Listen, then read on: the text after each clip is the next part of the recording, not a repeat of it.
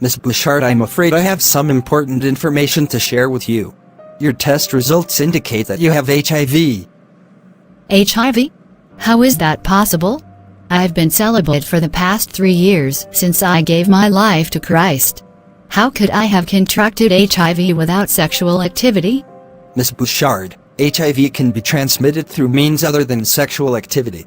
It can be spread through sharing sharp objects like needles or syringes, receiving contaminated blood products, or from an infected mother to her child during childbirth or breastfeeding. It's essential to consider all potential sources of transmission.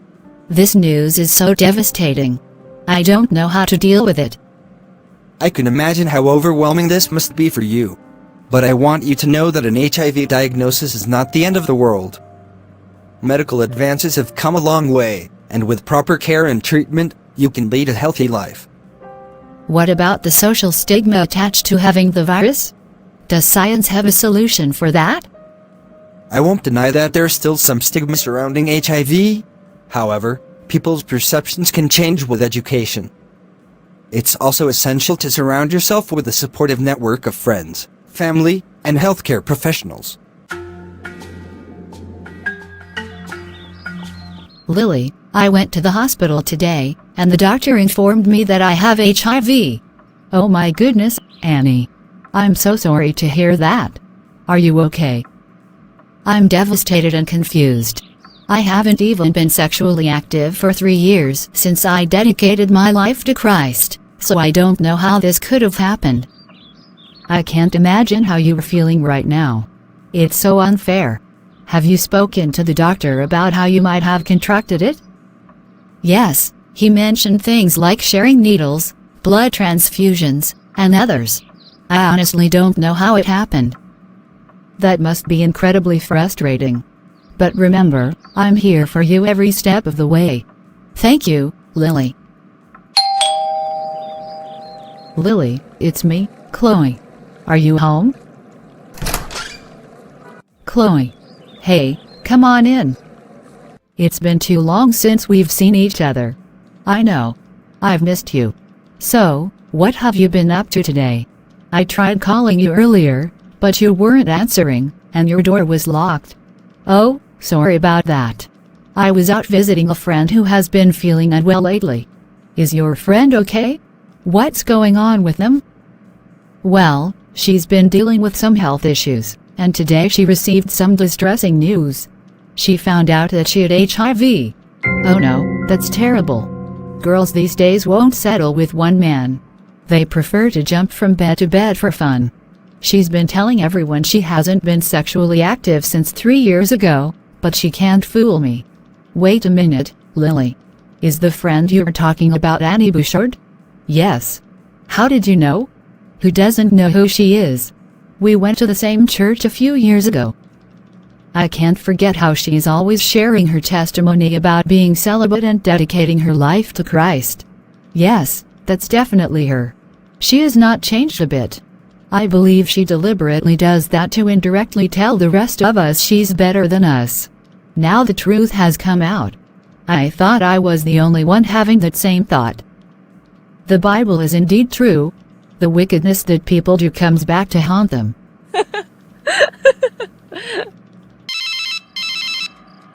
Hello? Good evening, Miss Bouchard. This is the hospital calling regarding your recent test results. Yes, go on. We deeply apologize for the confusion, but there was a mix-up at the lab, and the initial report given to you was for someone else. After reviewing your test results again, we can confirm that you are HIV negative. Wait, what?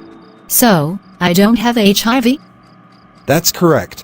We understand that this must have been incredibly distressing for you, and we are truly sorry for the error. Distressing? It's been more than distressing. I've had sleepless nights, anxiety, and so much fear for my future. How could your staffs let this happen? We have investigated how it happened and fired the staff responsible. Such a mistake would definitely not repeat itself again. I can't believe a hospital as reputable as yours could do this. My only relief is that I don't have HIV. We are truly sorry, Miss Bouchard. If you have any questions, please don't hesitate to reach out. No, thank you. I'd rather get a new doctor. Bye.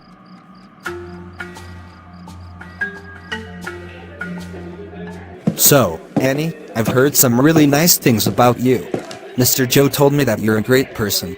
Oh, really? That's kind of him to say. Good evening, folks. Welcome to our restaurant. Here are the menus for you to look through. Thank you. Annie Bouchard, right? From Word of Life Church. Word of Life Church. Yes, I attend there, but I don't quite remember you. That's okay. It has been some time, and the church community has grown since then. I'm Chloe, by the way. Chloe Belanger. Nice to meet you, Chloe. Sorry, my memory's not the best when it comes to faces from the past. There is no need to apologize at all. It happens. Anyway, take your time with the menu, and let me know when you're ready to order. Thank you, Chloe. Well, that was awkward. I've been here a few times before, and she's always been friendly. It seems like she knows quite a few people around here. I wish my memory was better. Memories can fade. What matters is the present. With that in mind, I really wish to take things forward with us. What are you saying? How about a second date? I believe you have earned it. It was really fun talking to you.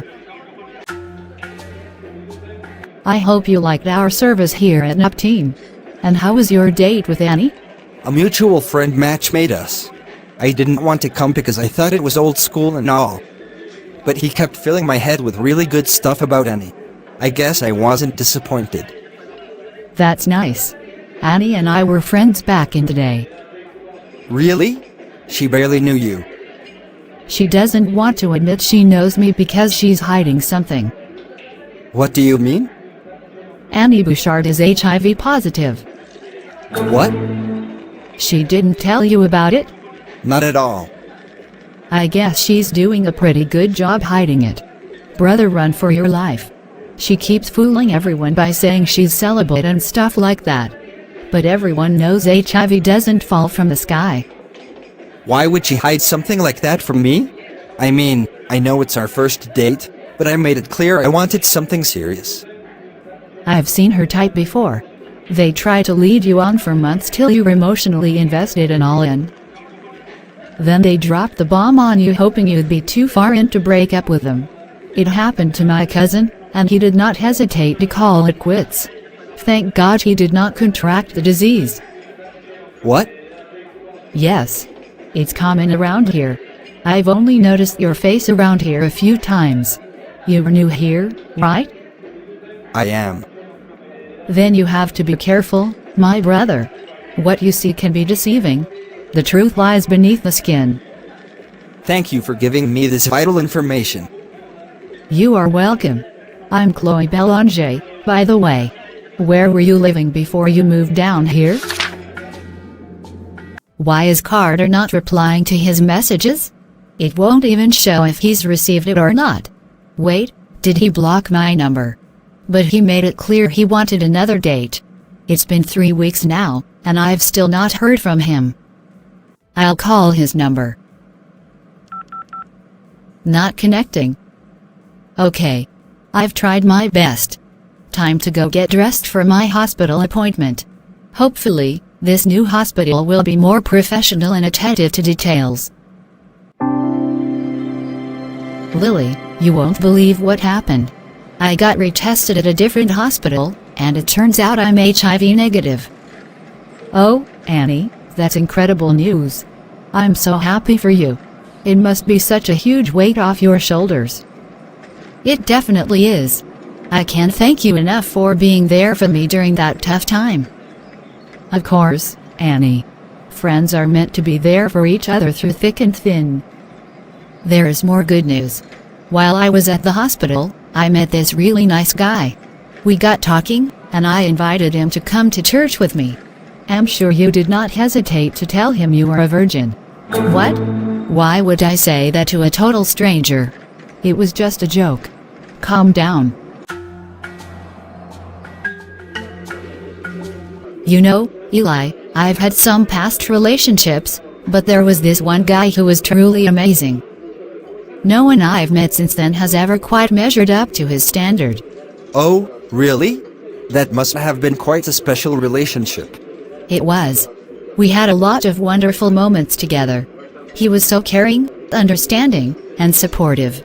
I thought we were going to get married someday. If he was that great, why did you guys break up? Well, he was the one who ended the relationship.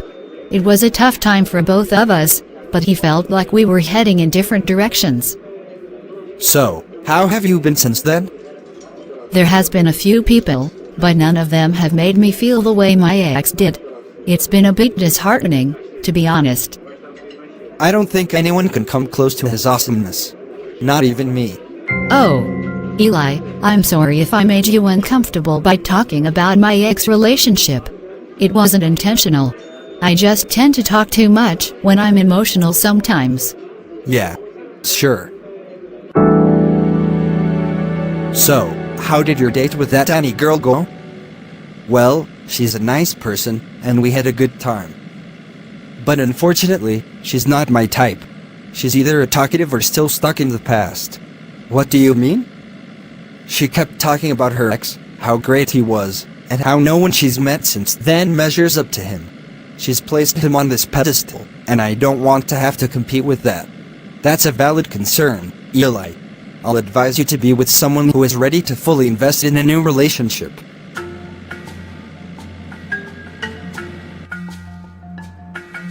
Hi, Annie.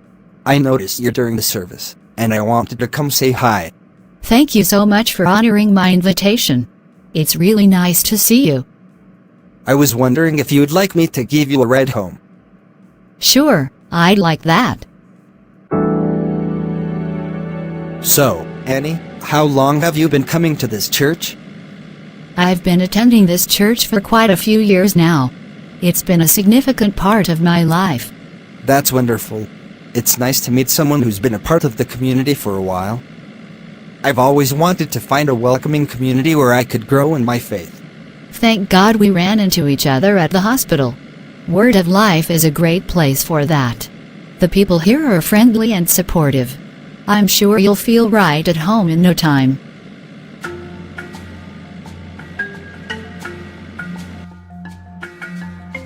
Annie, my dear, I couldn't help but notice you and the new guy spending time together last week Sunday. Are you two a couple? Oh, no, Rebecca. We're just friends.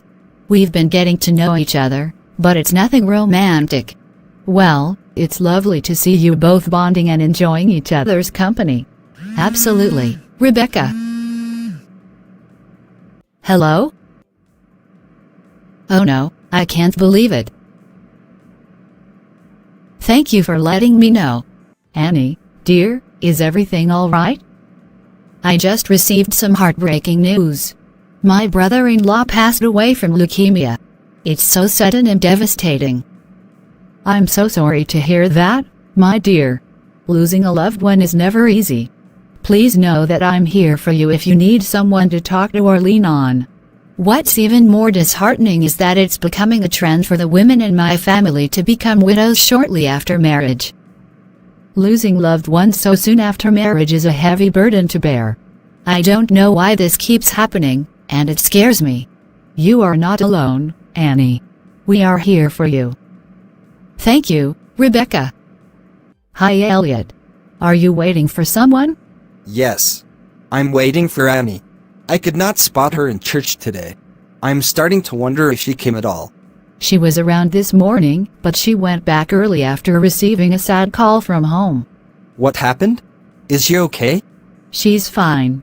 I've noticed you spending time with Annie, and I can't help but wonder if there is something going on between you two. I know it's too soon, but I really like her. I haven't told her yet. I'm waiting for an appropriate time to pursue a relationship with her. I see, Elliot. It's clear that you care for Annie, but there is something you should know about her family. What is it? The women in Annie's family have experienced a pattern of losing their husbands at a young age. It's become somewhat of a trend, and I thought I should tell you. That's really sad to hear. But why does that happen? It's not entirely clear, my dear. I think there's a curse going on in their family. I appreciate you letting me know, Rebecca. It's certainly something to consider and be cautious about. Dear God, I need your guidance. I can't help but notice that men come into my life, but they never seem to stay. It's been a pattern, and it hurts. I don't know what I'm doing wrong or why they quickly start to avoid me. Please, God, I ask for your wisdom and understanding. Show me the areas in my life where I need to grow and improve. I pray for a love like Ruth and Boaz in the Bible, a love that is genuine, steadfast, and rooted in you. Lead me to my Boaz, a man who will love me for who I am and with whom I can build a lasting and beautiful relationship.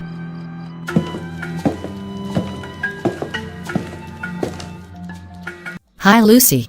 Coming from the lobby. Did you see the number of applicants that showed up for the job opening posted only yesterday?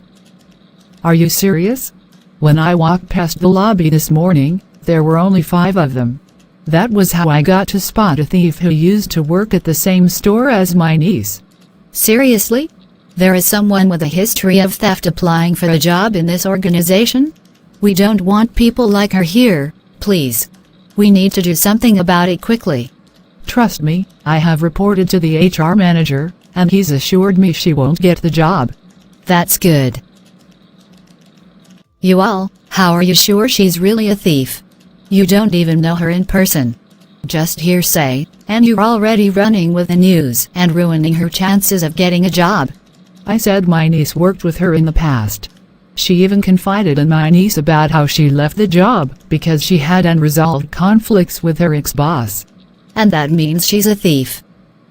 My niece said cash was always going missing when she was around, so she put bits and pieces together and realized she must be the thief.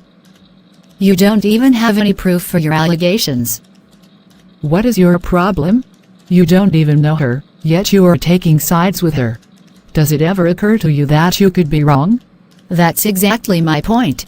You could also be wrong. You don't know her. Oh, come on, we all know that for every rumor, there's an iota of truth in it. Nothing is hidden under the sun. It's up to you to believe whatever it is you want to believe. I just wish you would not do it at the expense of others. There she goes again with the holier-than-thou attitude. That was how you were gallivanting around pretending to be Virgin Mary and making all the guys chase you until we found out you contracted HIV from being promiscuous. You are in no position to tell me what's right or wrong. What? Who told you I had HIV? It's not true. Don't act surprised. Pretty much everyone knows by now. They were just too scared to tell you face to face. How did she know about my HIV diagnosis? I'll go confront Lily. She was the first person I confided in when I returned from the hospital. But what if she's not the one? Then I'm going to risk losing our friendship. Maybe I should start by confronting the 4 other people, aside from Lily, I confided in. No, it's 5. 6 plus Zion. I didn't realize I had told that many people.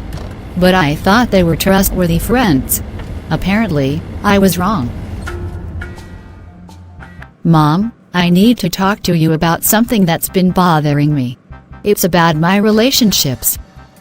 Every time I start going out with someone and start to share my excitement with my friends and sometimes even with others in the church, it seems like the moment I do that, the guy starts to pull away, and things don't work out. Oh, dear, I'm sorry to hear that you were going through this. Have you thought that perhaps you need to be more cautious about what you reveal and to whom? What do you mean, Mom? Not everyone in this world is genuinely happy about other people's progress or good news. Some might get really envious or resentful that they say or do things that can impact your success. You need to learn to discern what to say and to whom to say it. So, you're saying I shouldn't share my excitement with others? Not necessarily. I'll read the passage of the Bible I went through during my devotion this morning. Matthew 8 verses 2-4. Then a man suffering from a dreaded skin disease came to Jesus, knelt down before him, and said, "Sir, if you want to, you can make me clean." Jesus reached out and touched him, I do want to, he answered. Be clean. At once, the man was healed of his disease. Then Jesus said to him, Listen. Don't tell anyone, but go straight to the priest and let him examine you. Then, in order to prove to everyone that you are cured, offer the sacrifice that Moses ordered. Can you tell me one thing that stood out from the passage? The part where Jesus instructed the sick man to tell no one about his healing until he had shown himself to the priest. Good. You will notice that telling people to keep quiet about a miracle was a repeated pattern for Jesus. The first reason is that he was protecting the people receiving the miracle from being attacked by non-believers. For instance, after Jesus raised Lazarus from the dead, John chapter 12 verse 10 says the chief priests made plans to kill Lazarus because they were not happy with the miracle. In similar ways, several other people in the Bible who received deliverance at the hands of Jesus came under attack by non-believers. Even Jesus himself was mindful of who he shared his assignment with while on earth. 1 Corinthians 2, verse 8, says, None of the rulers of this world knew this wisdom. If they had known it, they would not have crucified the Lord of glory.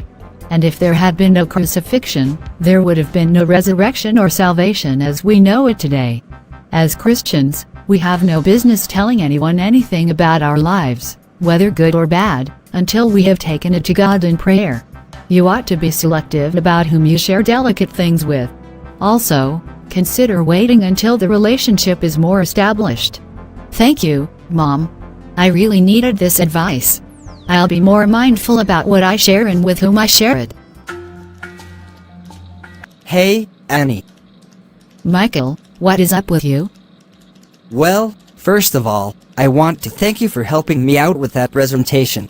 I really appreciate it. You're welcome, Michael. I'm glad I could help you. There's something else I wanted to tell you. I've been crushing on you for a while now, and I don't know how to say it, but I really like you, Annie. Oh, I didn't see that coming. I appreciate your honesty, Michael. I was wondering if you'd like to go out with me sometime. Maybe we could grab dinner or catch a movie? You know what, Michael? I'd like that. I think it would be nice to spend some time together outside of work. Really? That's great. I promise I won't disappoint you, Annie.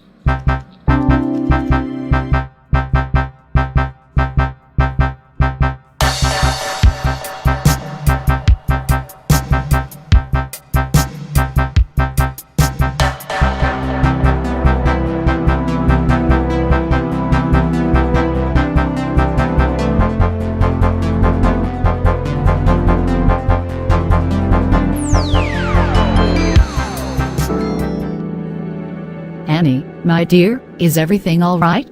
I've noticed that you've been a bit distant lately. Oh, everything's fine, Rebecca.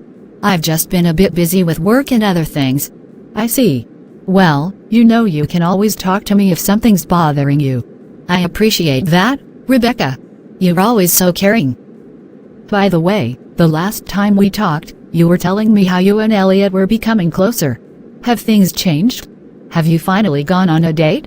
Unfortunately, we are no longer on speaking terms. You know how life is, Rebecca. Things change all the time. But, how are things with you? I am fine. Now, tell me, have you found someone special? Oh, Rebecca, you're too persistent. Let's just say that I'm taking things one step at a time and enjoying life as it comes. All right, I won't press you further. Just know that I'm always here for you if you need someone to talk to. Thank you, Rebecca. You're a true friend. And you're like family to me.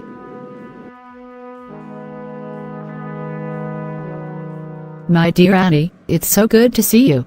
And you must be Michael. Welcome. Thank you, Mrs. Catherine. It's a pleasure to meet you. Ah, the mysterious man who has been making my daughter smile so much lately.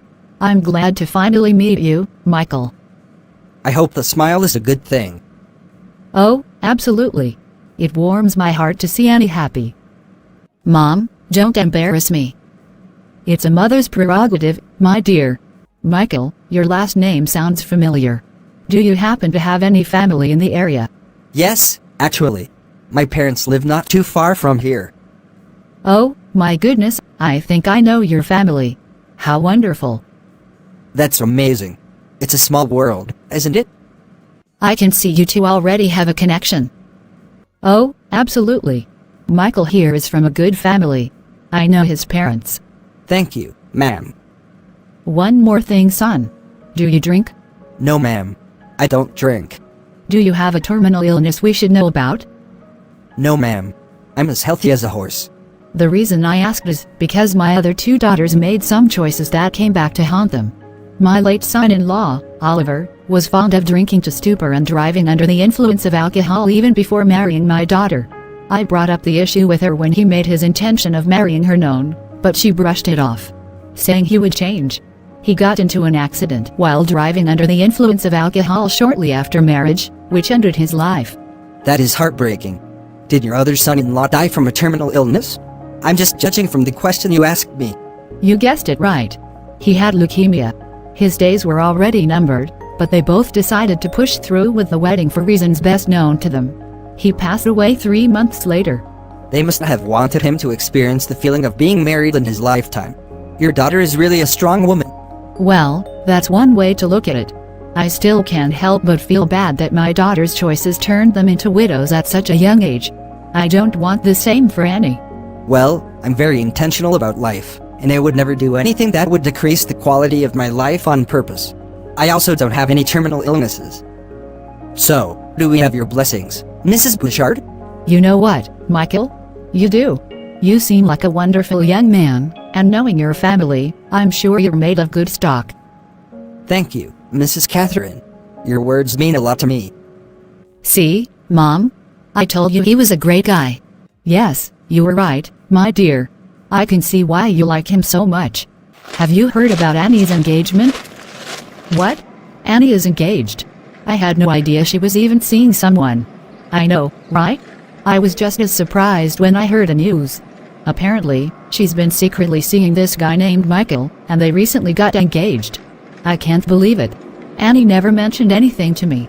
It took me a while to find out too. She's suddenly become a recluse and won't talk about her personal life, no matter how hard I try. Do I know the guy? I heard he's her work colleague. I'm sure she'll share the news with you when she's ready. They seem really happy together, though. Hello, Michael. I'm Rebecca, a friend of Annie's from the church. Nice to meet you, Rebecca. Annie has mentioned you before. Seriously, Michael, I need to talk to you about something important. I've known Annie for a long time, and I care deeply about her. But there are some things you should know before you proceed with this engagement. Go ahead, Rebecca. I'm listening. Annie has HIV, and there's a pattern of the men who marry into her family dying young. It's a difficult situation, and I'm worried about your well-being.